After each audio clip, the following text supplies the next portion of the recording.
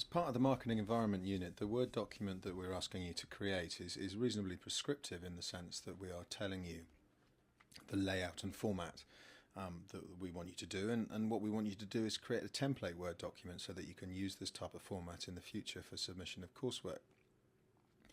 So I've got Microsoft Word open and I've got one page set up, and on the front of it I put in the details of the unit, the marketing environment, the number of the unit, which in this case is 16794, and I've put in submitted for the attention of Tom Chapman in partial fulfilment of the requirements of the BA Honours Marketing, University of Portsmouth. And the only additional requirements that we would have on this is your student numbers, in this case 1, 2, 3, 4, 5, 6, 2, 3, 4, 5, 6, 7, etc. So for the numbers of the group. At no point do you need to put in the name or your name because we mark anonymously. In addition to that, we need to set up the document so that we meet the correct format, and according to the unit we need an A4 piece of paper with 1 inch margins, top, left, bottom and right, and we can see if I look at the margins in Word, this is the Windows version of Word, but the default is 1 inch or 2.54 centimeters, so we're happy with that. And the size is on the right selection of A4. Lastly, we use a font size of Verdana 10 for this, and paragraphs should be justified and have 1.5 spacing, which I'll take you through in a minute. So we've got a cover sheet done, so the next thing I'm going to want to do is insert a page break. We use inserting a page break rather than lots of carriage returns for obvious reasons that will become apparent later on. But I insert a page break, I'm on to the next page, and what I want to do is if I pop to the home and we're going to go to a left orientation, we're going to have an executive summary as per the brief. So executive summary, and some of you will be used to having headings and making the font maybe larger or having bold, but what I want to do here is highlight the importance of using styles within Word rather than changing everything. So at the moment this is the wrong font, it's Calibri, and we want to change that. So there's a number of ways we can do that, but I'd like to introduce you to styles first and foremost. Now the normal template that this Microsoft Word is using has, for whatever reason, taken Calibri as the body text, and what you'll need to do is change that to Verdana. But rather than doing that by selecting and changing all the way through, we're going to actually modify the style. So if you go up to the top right under where it says change style, there's a little arrow. If you click on that little arrow, it will bring up some of the styles, not all, but some of the styles in use. And currently we're on normal, and if you select the drop down and hit modify, where it says formatting Calibri body, we're going to change that to Verdana. Just scroll down and find the right font. There's Verdana, and we're going to make it size 10, and we're going to click OK. What that's done is changed executive summary to Verdana. At the moment it's size 14, we want that size 10. Let me just change that again. Okay, and we're going to make that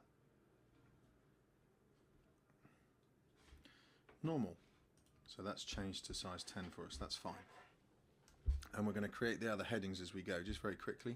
So we're going to have an executive summary, we're going to have a contents page, we're going to have a list of tables and figures,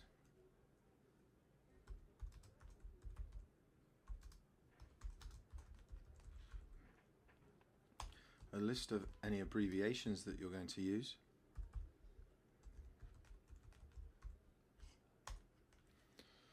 an introduction to the main report,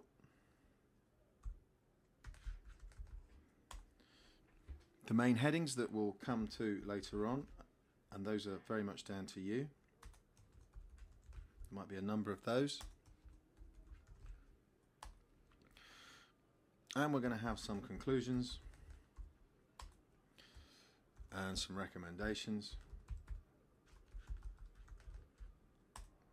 and some references as per the brief.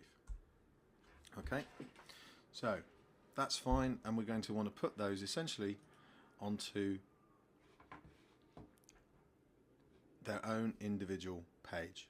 So the most straightforward way of doing that is to insert a page break at each one.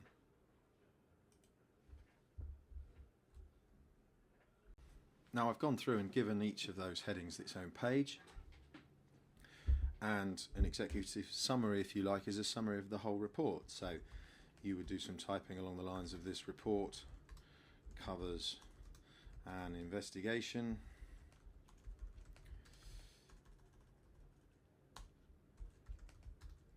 into the marketing, my typing's terrible, marketing activities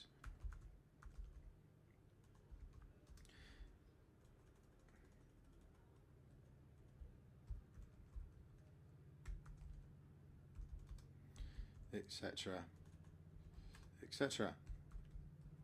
Now, many of you may be used to making the actual heading a larger font by changing it manually.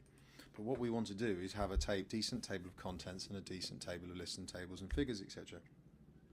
If you go through and manually, as many students might do, change the size of font, which is fine, you can go in and say, well, actually I'd like that to be 14 and bold because it's a heading. Same with contents page, we'll make that 14, and this is a common thing that students do, or people do with Microsoft Word, is make the headings a different size and emphasize them. The problem with that is that Word doesn't actually know that. So unlike using styles where Word knows what you're doing, it doesn't in this case. But what we want to do is create a table of contents automatically